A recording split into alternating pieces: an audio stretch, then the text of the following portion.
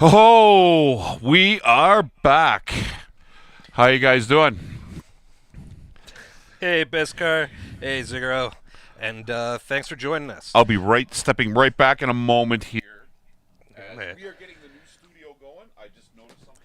Yep, take a look. Well, actually, you can't see too much of it yet. Besides one of our amazing boards, we are broadcasting from a new studio. We've got a whole new setup here.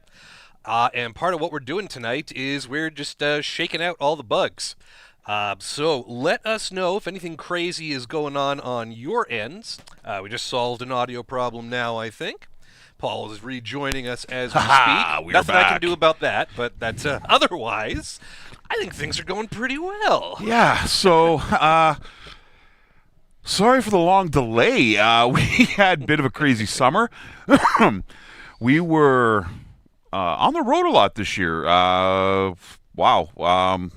I don't know. What did we start? We started at Toronto Comic Con back in March. Yeah. And then traveled out to Adepticon in Milwaukee at the end of March. Came back home. Um, Sometime around there was filming of season 2 of. oh no! Before that, we had Yeah. Anime North. Was that earlier? Yeah, that was in May, Okay. end of May, last week into May, and then yes, as you said, season 2 was filmed of the Magnificent Seven in June, and that was a long 6 or 7 days. Excuse me. We had Big Red out here, flew out. Of course, we had Randall here. We got some new and exciting additions to the Magnificent Seven for you guys to watch. It is about half done in post production.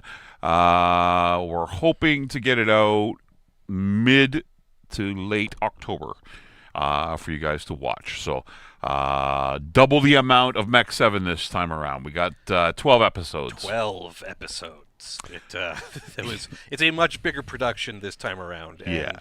I think I'm incredibly proud of what we put together. I think everything about it is bigger, everything about it is better.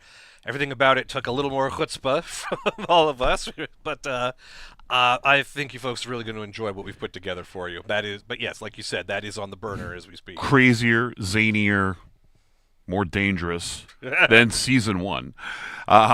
When we finished filming that, we did have a bit of a break. Well, I didn't have a break per se. I actually moved. So for the entirety of the month of July, I was finalizing moving all my stuff. I do now officially live here at the studio. I do my regular day job, and then I'm here, and kind of like Tommy's butler. I'm kind of like Alfred, a little bit. He pops in whenever he can because he knows I'm cooking. So yes, I am technically the third wife now. Yep, I have become domesticated.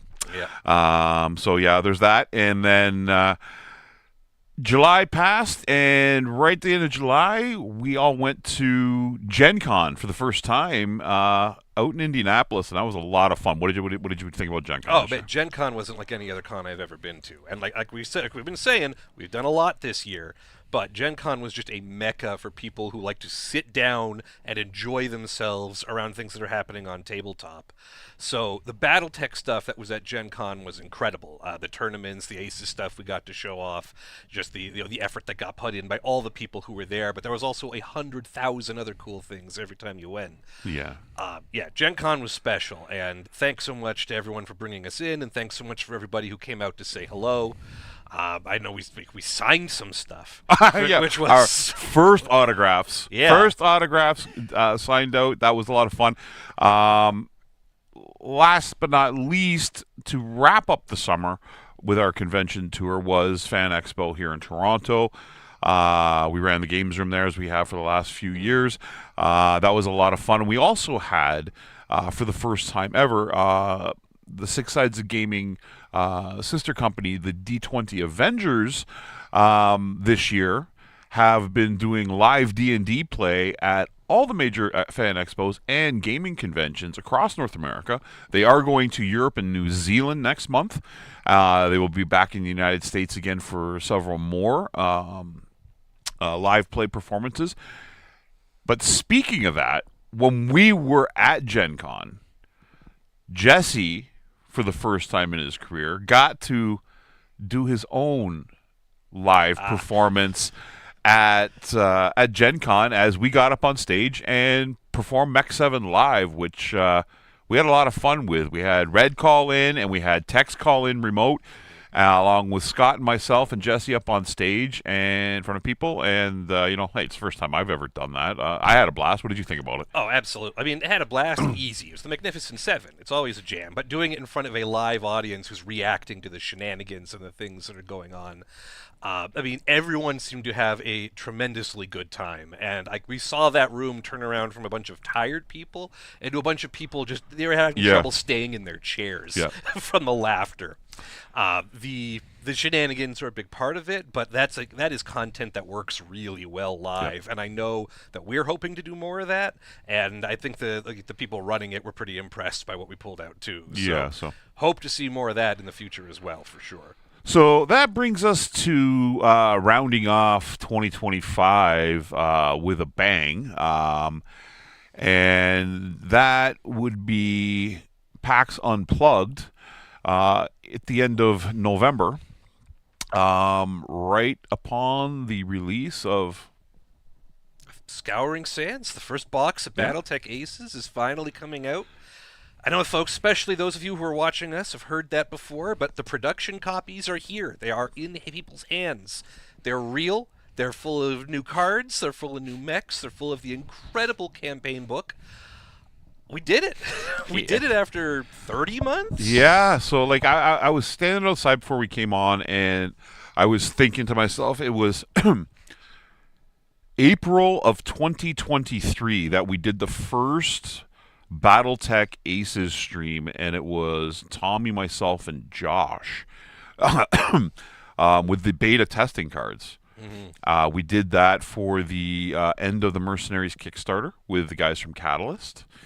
And from then till now, it's been 29 months of BattleTech Aces on stream, at conventions, in the game stores with what Jesse and the downtown crew with Austin and Scott do, with what Joe and Henny do up in Barrie with that crew.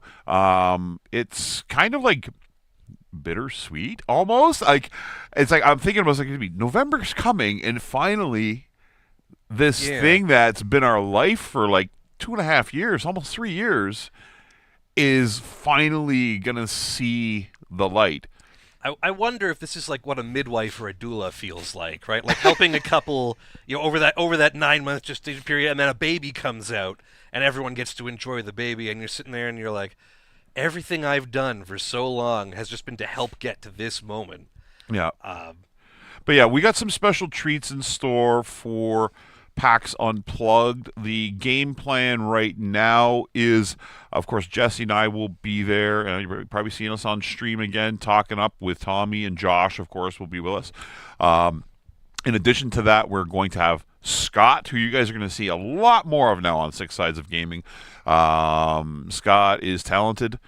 He's been a part of the Fox network now for a couple of years. He is one of the best teachers to new players that I've ever met. He's very patient. He's very good with kids. And, he's a very talented writer in his own right. That's what he does professionally. And he's also a talented actor. And he's got quite a sense of humor and a great personality. So Scott is a very smart, very capable person, and we are so glad to have more of him. Yeah. And then, of course, we still got Henny. We couldn't get rid of him. We tried. But we still have Henny. And, of course, Joe. You'll be seeing a lot of those two, especially at the convention level, probably starting next year. One of the things we're working on is a pilot program to give the world a way to play Aces at the convention level in a kind of like a competitive environment. So those two are spearheading this project, and I know I do have a draft, the second draft of the tournament format for Aces, where, roughly speaking, players will form teams and play cooperatively against the Game Master at different conventions with different scenarios, utilizing different types of whatever the box sets are going to be out. We won't spill out too many details on it, but that will be something that's going to be a lot of fun, and we're looking to do a test program or a pilot of it at PAX Unplugged this year. We'll do a couple of tables, work out some kinks, and make sure it's all good for maybe a launch at, say, like Adepticon or something like that next year. Of course, we got the Magnificent Seven Season 2 that we touched on will be coming in October. A lot to look forward there. You guys are really going to enjoy that. And then, of course, next year we've got a full circuit of conventions that we just went over, starting with Toronto Comic Con and then all the way through. There are a ton of conventions and a ton of projects. Just there's so much in the furnace right now, so much in the oven. And I don't think I'm even allowed to talk about half of them, and the other half I kind of don't want to because I'm working on them right now and I'm exhausted. Yes. But at minimum, of course, we're thinking about Magnificent Seven Season 3. Yep. Stuff is coming together for that. So as much as you're looking forward to Season 2, we all had it, like, we want to hear your thoughts, of course, but we all think it's good enough to justify the next season, so that's in the hopper, and a bunch of other cool things to sort of flesh out the stuff that Focht is working on. Next year is going to be even bigger than this one, and this one was wild, so there's nothing but good news on the horizon. Yeah, this year we learned a lot. Like, we've been running conventions in the Ontario area and Greater Toronto region for 4 years now. And while they are large conventions, it's a different ball of wax when you're actually getting in a car, on the road, staying in hotels, and doing it away from the safety net of your local area, right? So we learned a lot this year, a lot of positive experiences. We gained a lot of experience as a team. Saw a lot of corn. Yes. A lot of corn in the American Midwest. Just hours and hours, hours of corn. Absolutely. So, yeah, 2026 is going to be wild. We're going to be out there at all these conventions for you guys, bringing you ACES, bringing you cool streams with the team at Catalyst. And speaking of the team at Catalyst, if you didn't know and you didn't see any of the announcements leading up to Gen Con and then at Gen Con itself, watch Catalyst YouTube tomorrow. They will be dropping the live stream we did of ACES playtest with Gothic on their channel tomorrow. And that's with myself, Jesse, Michael Cervella, Chris Lowry, Josh Dirksen, all playing Battletech ACES, obviously. But we're also going over our introduction as a part of the Catalyst demo team affiliate program. So I will flip the screen over here, and we'll go. You can see the bigger screen now. You can see Catalyst demo team is now on there. We are an affiliate program along with our friends at WolfNet. The Krolls from WolfNet, who have been such a big, helpful part of helping us ease into sort of how the conventions run.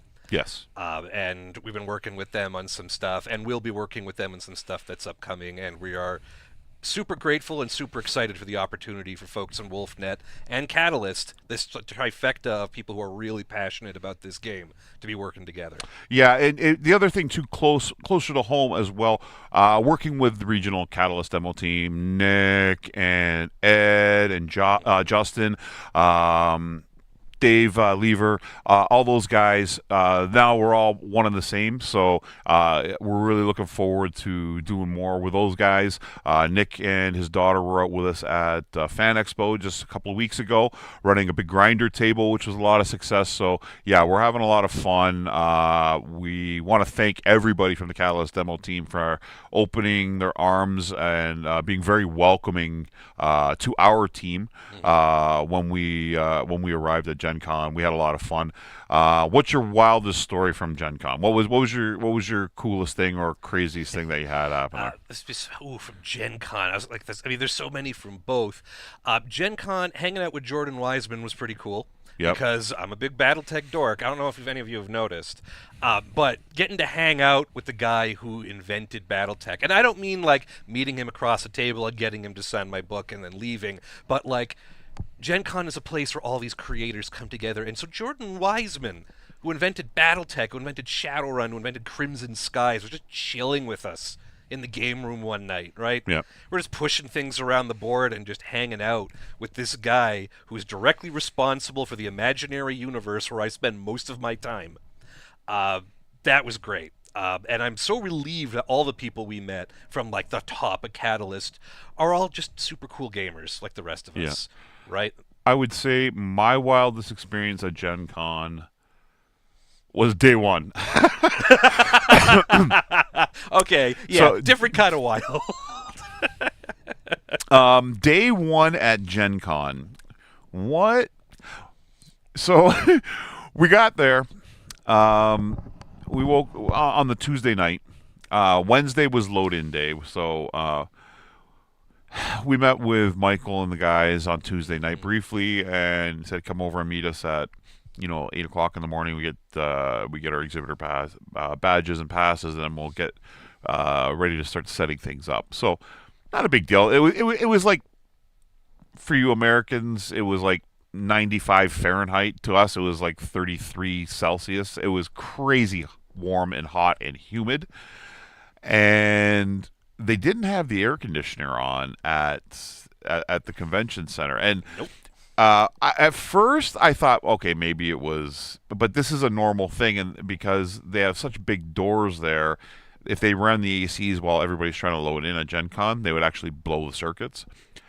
I thought it was a hazing ritual. It felt like it, right? It felt like we were being teased. We were in was- there for like 12 hours. Carrying I think heavy things. that was. And like poor Scott is crawling under tables, and we're setting things up, and we're yeah. dragging giant lockers of force packs across kilometers of open space, and just living in our own pools and pools of our own juices. Yeah. Sweating through this. It was woof, what a setup. That was wild. I know next year now to show up on the Thursday. Yeah. He's gonna leave me to do it. Yeah. But yeah, that was the wild sort of Gen Con. Gen Con was a lot of fun. Nothing but good experiences there. I met so many people. Jordan Weissman. Getting to meet Eldon. Yeah. Calgary, in person. We've talked on the phone before. We talk online all the time. But getting to meet Eldon in person. Yeah, I was just hanging out with a dude who turned out to be Chris Lowry. Yeah. Like, it was just like, hey, welcome to the booth. What's up? We were chatting for a while. And he opens his shirt. He's got the MechWarrior 5 development team thing.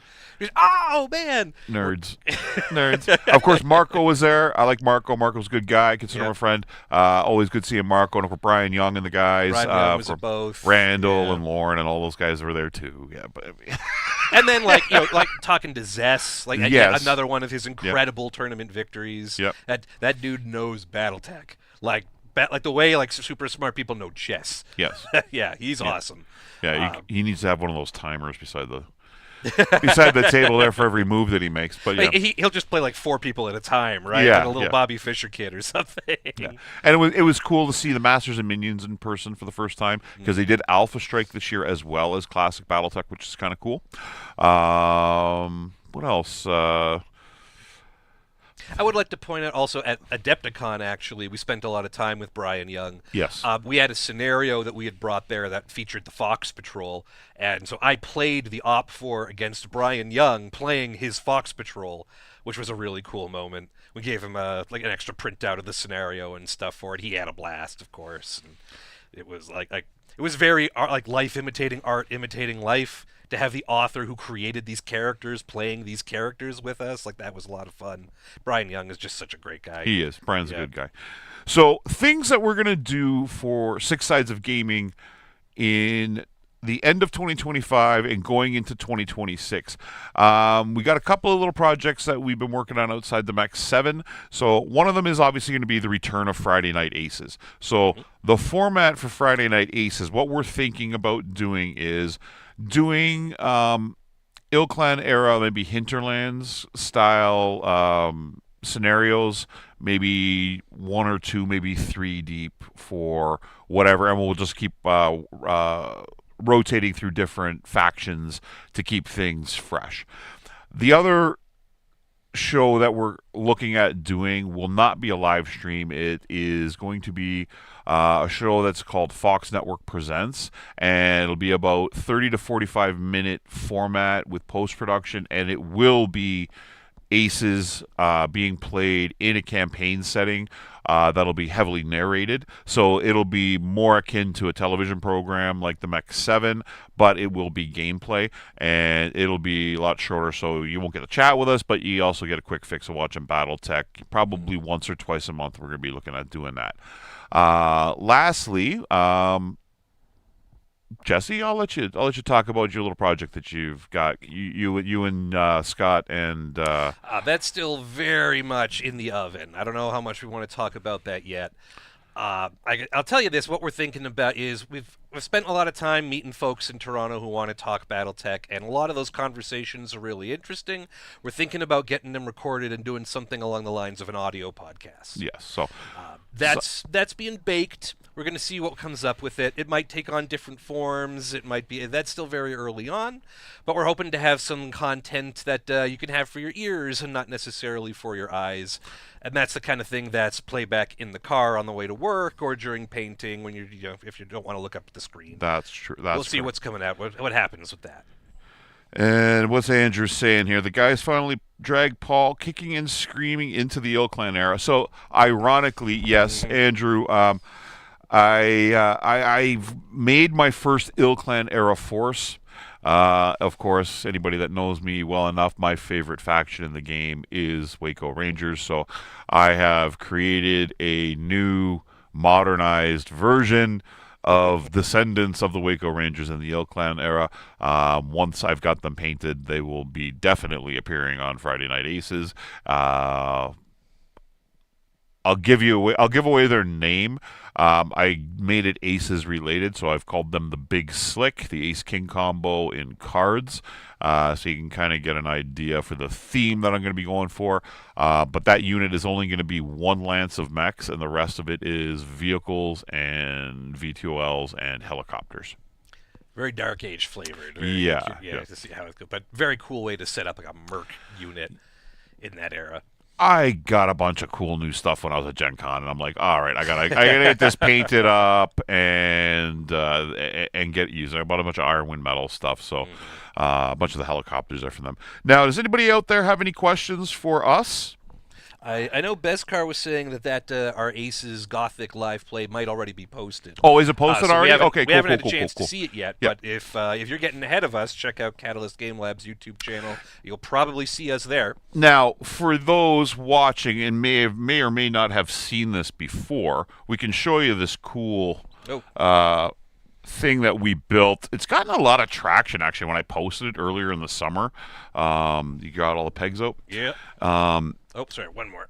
Yeah. There you go. When we built this board, our game board here, I'm just going to go back to the screen overhead. You can see we've built it so the board actually spins. And, it's catching the other stream deck there. There you go. All right, so we can spin the board all the way around. And this does a couple of things. It allows us to be a little more lazy with the camera angles. That's one of them. But, it also means we don't have to get up to actually move game pieces. Yeah. We can just keep spinning it around. This is Paul's big concession to me because of how much he loves watching me reach across with my little arms trying to move things. Well, we'll give it the full spin all the way back around. Sure. We try when we spun this. I had a game plan here, and it failed miserably, and I'll tell you why. Because underneath the board, I don't know if it's even still there. But did it move? Yeah. Yeah. I had Tommy's picture under there to secretly reveal him. It's this real head face shaped Tommy mask that's just been showing up in the weirdest places. Yeah. I think it's part of the general haunting of this house. But yeah, the printout Tommy mask it follows you around. It shows up you'll be brushing your teeth and you close the and it's there. It just moves around of its own volition. It came to the cons with us somehow. Yes. Right? We had it at the live play. Oh, I used it at Gen Con. Yeah. I actually think Lorne used it on one of the streams too because I deliberately left Tommy's face sitting on the table in the studio. Right. And I think when they did one of the other like the novel series streams, I think he just actually left was it using. there. I think he was using Again, it. important to stress, we did not bring it with us, and yet somehow it followed us across international borders and just manifested there. This haunted Tommy mask. One now always resides in the demo copy of BattleTech Aces Scouring Sands. It actually comes with the box set. We were thinking about actually sneaking in some into the boxes and having them autograph them.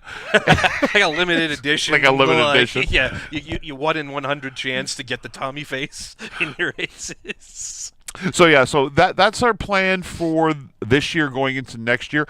We have a couple other projects, concepts that we won't discuss yet because they need to be settled first and planned and all that fun stuff. But we do have some even more exciting stuff that we hope to have you guys see for 2026. Again, if you guys got any questions, we're going to keep it short today because we are literally testing it out. Now, I'll give you a quick. I don't even have like all the cameras properly done in here yet. It's going to finish on Sunday, but I'll show you like if we went to a multiplayer screen, it zooms out a little differently, and you can see how we got more space, but I don't even have that camera lined up properly for the backdrop yet, right? So our new studio space in here, It's it's huge. So like we can actually play games in here standing around the table without actually using the chairs like we're in a game store, which is really cool. And we got, if I go back over to here, we can go to the table cam. That's here. I have two other cameras that we still have to put into the imagery that will pop up. And the other cool one we have one that is table level that is on. It's on a slider, so it's remote control, and it can pan from side to side across the screen, across the table, and zoom in and zoom out. It would be pretty cool. So we got some really neat effects that will be in play when we're playing games, and of course we can spin the table at any time we want. Right. Getting some feedback we might have. Got some more audio stuff happening. We will check that out. Oh, yeah, we can check that out, yep. Let us know if... Okay, yeah, though the comments are coming in a little because of the delay in the YouTube. We need a little more. It sounds like it's tied to the camera frames, is what folks are saying. Oh, is it? Oh, okay. So as we go to different shots, we may have some audio issues. Yeah, but okay. But that's part of the shakedown. That's why we're here. This whole That's why new we're here studio. today. Yep. Well, that's why we're here today. So we're excited to get everything going for you guys next Friday night. We will have a cool scenario for you guys. We will be blowing up lots of things. The chaos will be coming fast, hot, and heavy. Make sure to jump into our Discord, chat with the guys, talk painting, talk BattleTech, talk Aces. We'll be back live, going crazy in the official Discord for Aces in CGL's Discord as well, more on a regular basis now that things have calmed down and we've more or less got this room done. More or less. Next week, I will have photographs that I can pop up in here so you guys can get an entire panning shot of the studio. Right now, it's still in a state of 2/3 done. I got to do all the fun thing like zip tie all the wires and cameras and all that fun stuff and make it look pretty. Anything you got? Yeah, I'll let Jesse sign off tonight. What do you got going on, brother? Little bits and pieces. If you're in the greater Toronto area, a reminder that Focht is still hosting BattleTech all over the place. Weekly Wednesday Armored Combat is happening in downtown Toronto at Harry Tarantula at 3456 Yonge Street. That's just north of the Lawrence subway station on Line 1. If you're in Barrie, the Monday nights are playing at Sir Games-A-Lot. I don't have the exact address for that off the top of my head, but it's easily Googleable. There is about a once-a-month sort of Sundays game that's happening at Hobbiesville in downtown Toronto, sort of King and Ossington-ish. And if you're following on the Focht Hyperpulse Discord server, you'll see there are sort of ad hoc scheduling for some Toronto-style Aerotech hosted by... And we talked about him a lot by Scott Albert, who in addition to all those other amazing things we just said, is also the local air commander, wing boss, Maverick, Iceman kind of thing. So there is BattleTech happening all over the place. It doesn't just have to be you watching us on YouTube. You can come out and see us and play with us, and we want to see you there. As a last note before we sign off, some things on the table today. might show some interesting spoilers for some hints of things that are happening in the Magnificent Seven Season 2. So if you want to get a little bit ahead of the game and maybe see what's happening down here, you might get, just a little bit of notes of things that you might be able to see. Again, that'll be releasing, we're looking for mid-October. Perfect. Again, thank you for joining us tonight. We hope everything came through nice, and other than the camera changes a little bit, of glitch, the auto came through good. We will see you guys next Friday. Friday Night Aces is back. The Fox crew's back. Jesse's back. Paul's back. Let's have some fun. We'll talk to you guys soon. We'll see you later.